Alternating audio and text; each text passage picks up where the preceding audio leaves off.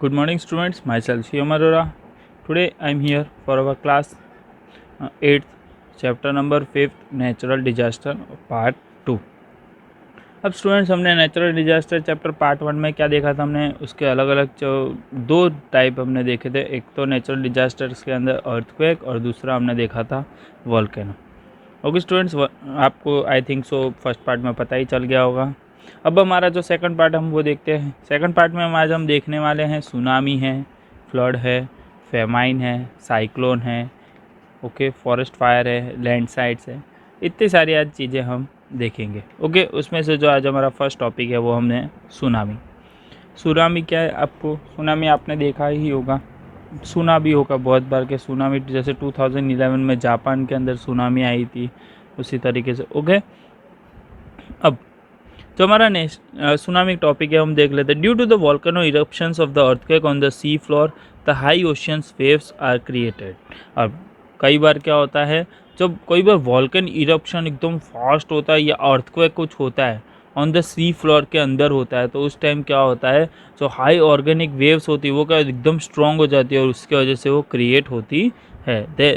They are known as tsunami, और इसे हम क्या बोलते हैं, सुनामी बोलते हैं। जो एकदम हाई ओशन वेव्स निकलती है, क्रिएटेड होती है, उसे हम सुनामी बोलते हैं। They are high and high have unimagine lens, और उनकी जो एकदम बहुत ही हाई होती है और अनइमेजिन लेंस होती है जिसे हम सोच भी नहीं सकते, इतनी ऊपर की लेंथ्स होती है उन वेव्स की।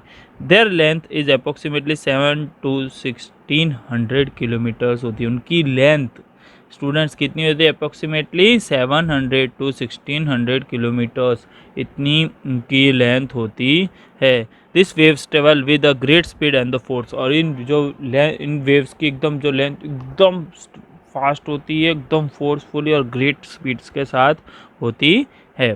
Bye the time they reach the coast they attain great heights and power which cause a great deal of destruction in the coastal regions, और जैसे ही वो एकदम कोई कोस्ट तक पहुंचते हैं, कोई भी कोस्ट तक वो टाइम तक पहुंचते हैं, तब वहाँ पर क्या जो होता है, उनकी जो एकदम हाइट होती है वो भी बहुत ही ऊंची होती है और एकदम पावर के साथ आती है, और जिसके वजह से क्या होता है, हमारे पास कोस्टल रीजन में अंदर बहुत ही डिस्ट्रक्शन होता है, मीन्स बहुत ही नुकसान होता है। इट वॉज विटनेस, और ये हमें इसका विटनेस है कि ये चीज़ें देखी गई है। कहाँ पे देखी गई थी, 11 मार्च 2011 में जापान के अंदर स्टूडेंट्स ये सुनामी आई थी।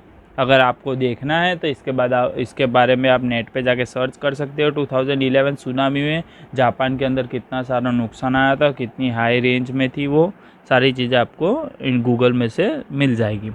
The strong and the wheeling winds also create a big and the strong waves, और जो एकदम स्ट्रॉन्ग और जो व्हीलिंग वेव्स आती है वो भी एक सुनामी की तरह ही प्रॉब्लम क्रिएट करती है। Once the storm get over this waves become the tall and the high wavelength which can travel a great distance, और कई बार क्या होता है, एकदम स्ट्रॉन्ग आता है, एकदम जोरदार स्टॉर्म आता है, तूफान आता है, उसके बाद क्या होता है, जब वो स्टॉर्म रुक जाता है उसके बाद क्या होता है, ये जो वेव्स होती है वो क्या होती है, एकदम हाई हो जाती है और हाई वेवलेंथ से होती है, और जो एकदम हाई स्पीड में ट्रेवल करनी स्टार्ट करती है। Such waves cause a great deal of a destruction in the coastal regions, और वही से क्या होती है, जो एकदम हाई से वेव्स आ रही होती है वो फिर से क्या करती है, कोस्टल रीजन्स में डिस्ट्रक्शंस करवाती है, मीन्स के प्रॉब्लम होता है।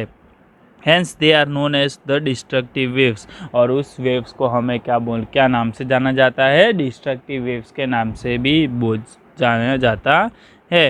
At time the rock falls, ice falls और द अंडर वाटर लैंडस्लाइड्स और the slumps can generate the displacement of the water to create a tsunami, और उस टाइम पे ऐसा क्या होता है, कोई रॉक को पत्थर भी गिरता है, आइस भी फॉल्स होती है, जो अगर सुनामी आती तब अंडर वाटर लैंडस्लाइड्स भी बहुत कुछ होते हैं, स्लम्स में भी बहुत कुछ प्रॉब्लम्स आती है, सारी चीज़ें क्या होती है, डिस्प्लेसमेंट हो जाती है, जो जहाँ पे चीज़ें पड़ी होती है वो वहाँ पे नहीं रहती, अड़ंग दड़ंग चीज़ें हो जाती सुनामी आने से। ओके, ये था हमारा सुनामी का टॉपिक। अब इसके बाद जो हमारा टॉपिक है वो है फ्लड। क्या टॉपिक है, फ्लड। ओके, फ्लड में आपको पता है कि जो ज़्यादातर बारिश आती है तो मोस्टली फ्लड्स उसी के वजह से आते हैं। The flow of excess of water in a river is called floods, और अब जो क्या बोला गया है, जो flow of excess of water, जो रिवर के अंदर से जो वाटर एकदम फास्ट चलता है उस अब क्या बोलते हैं, फ्लड बोलते हैं। The flood occur due to the two reasons. अब जो फ्लड्स है हमारे टू रीज़न की वजह से अकर होते हैं। कौन कौन से रीज़न है? The heavy rain in the upper course of river. अगर कई बार कोई हैवी रेन आता है तो हैवी रेन होने से क्या होता है, एकदम पानी ज़्यादा भर जाता है तो सारे पानी क्या रिवर में आ जाता है, रिवर्स क्या एकदम फुल हो जाती है, उसकी वजह से if a dam on the river breaks flow occurs in the low lying area of the river bank. और कई बार क्या होता है, एकदम डैम फुल हो जाए तो डैम को भी पानी खाली करना पड़ता है। अगर पानी खाली ना करे तो क्या होता है, डैम भी टूट सकते हैं। तो उसकी वजह से जब डैम में से पानी छूटता है तो वो रिवर्स के अंदर जाता है तो फ्लड, और उसकी वजह से क्या होता है, रिवर बैंक से भी पानी एकदम ज़्यादा जाने लगता है, उगराने लगता है, तो आसपास के गाँव में या विलेज में भी जाके वो प्रॉब्लम करता है। इसके वजह से फ्लड अकर होता है। अब यहाँ पे बताया गया थिंग्स टू नो, आपके अंदर कुछ बताया गया। The name of the river, 3 आपको इसमें टॉपिक देगा। फ्लड अफेक्टेड एरिया, कौन कौन से एरिया में अफेक्टेड करा था ये रिवर्स ने, और ईयर्स बताए गए हैं। जैसे जब फ्लड्स आई थी तो गंगा और यमुना का रिवर के बारे में बताई गई है। कहाँ पे? नॉर्थ इंडिया में उसने क्या करा था, अफेक्टेड किया था, और वो भी कौन सी ईयर में? 1978 में उन्हें इफेक्ट किया था। अब the name of the river है मछाऊ। मछाऊ रिवर का मोरबी में प्रॉब्लम की थी, और कौन से? 1979 के अंदर। जैसे अब name of river Tapi, Tapi river ने सूरत के अंदर करी थी इफेक्ट, और कौन से? 2006 के अंदर। और जो लास्ट रिवर है हमारी, जो कोसी रिवर ने बिहार पे करी थी, फ्लड आया था जोरदार, उसके अंदर 2008 के अंदर आया था। स्टूडेंट्स, ये था हमारा क्या था, फ्लड के बारे में था। इसके बाद जो हमारा सेकंड टॉपिक है वो है famine. Famine means the scene during the time of famine. आपको ये जो सीन दिखे गए हैं, फेमाइन का सीज़न है जहाँ एकदम सूखा पड़ा होता है, जहाँ रेन कुछ नहीं होता, वहाँ क्या होता है, ज़मीन फट जाती है, अब तिराड़े तिराड़े हो जाती है, टुकड़े टुकड़े हो जाती है ज़मीन की, उसे फेमाइन बोलते हैं। The scanty rainfall leads to the drying up on the ground water and shortage of the food and the water.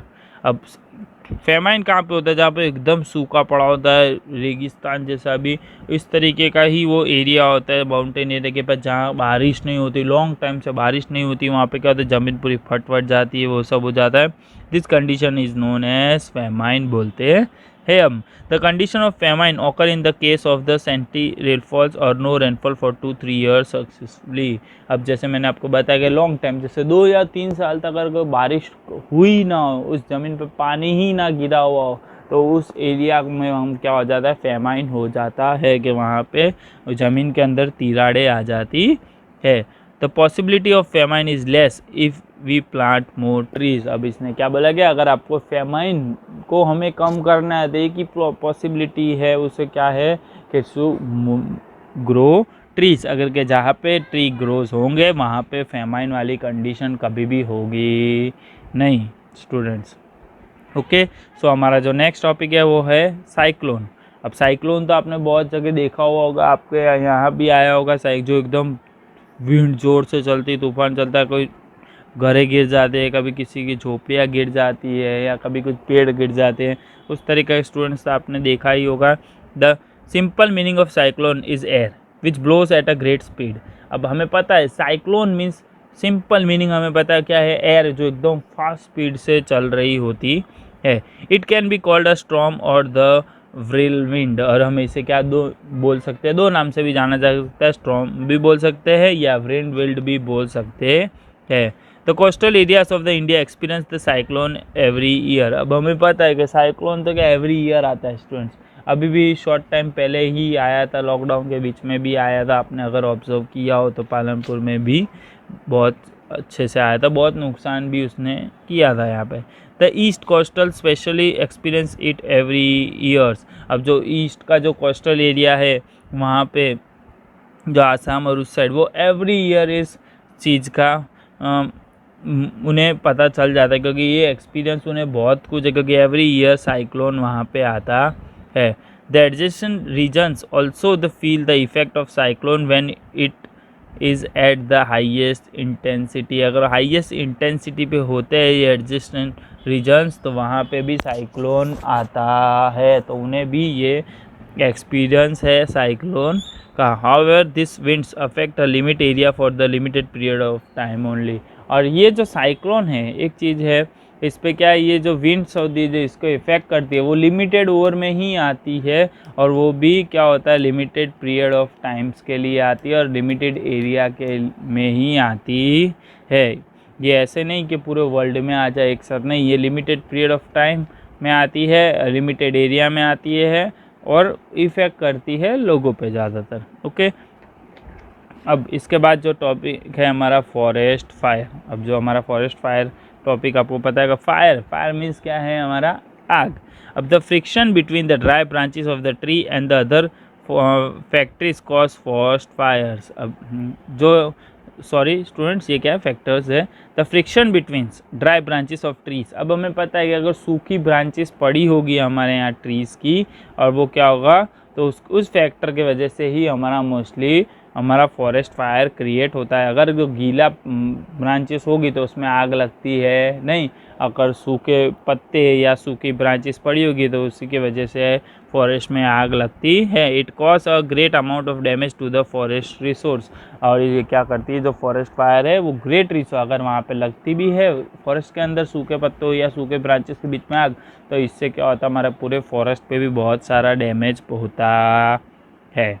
Okay students, अब ये हमारा जो लास्ट टॉपिक है वो है लैंड स्लाइड्स। क्या है, लैंड स्लाइड्स। ओके, हम देखते हैं the slides of the large mass of the rock material soil etcetera down the side of the mountain और a cliff is term as the land slides. अब land slides किसे बोलते हैं, हम के जो पत्थर्स होते हैं, जो उसके आसपास छोटे छोटे पत्थर या रॉक मटेरियल पड़ा होता है या मिट्टी विट्टी होती है डाउन साइड्स में, माउंटेन के नीचे जो क्लिफ गिर गए थे उसे हम बोलते हैं land slides. The two factor cause the landslide exclusively rainfall on the earthquake. अब ये मोस्टली जो लैंडस्लाइड्स होती, जो माउंटेन के नीचे जो पत्थर और सब गिरे थे, किसके, दो रीज़न के वजह से, या एक तो हैवी रेनफॉल हो उसकी वजह से कोई माउंटेन से कोई नीचे या पत्थर वत्थर या कुछ गिरे, या दूसरी कोई जैसे कोई अर्थक्वेक आया हो तो अर्थक्वेक की वजह से ये सब नीचे चीज़ें होती है। Okay, for example, in the rainy season, the railway transportation in the Konark gets obstructed due to the landslides. जैसे कि एग्जाम्पल कि रेनी सीजन में अभी जैसे आपने से सुना था, जो रेलवे के अंदर जो ट्रांसपोर्ट में कोणार्क का क्या हुआ था, उनका ऑब्स्ट्रक्ट हुआ due to the land slides की वजह से उसका पूरा रेलवे ट्रांसपोर्टेशन बंद हो गया था। ओके स्टूडेंट्स, ये था हमारा जो चैप्टर नेचुरल डिजास्टर्स, और इसके बाद मैं आपको अपनी इस चैप्टर की पीडीएफ भेज दूंगा। अगर आपको कोई भी इस चैप्टर में प्रॉब्लम हो तो आप मुझे कांटेक्ट कर सकते हो। Okay, thank you students. आपको इस टेस्ट के लिए प्रिपेयर रहना है। Thank you.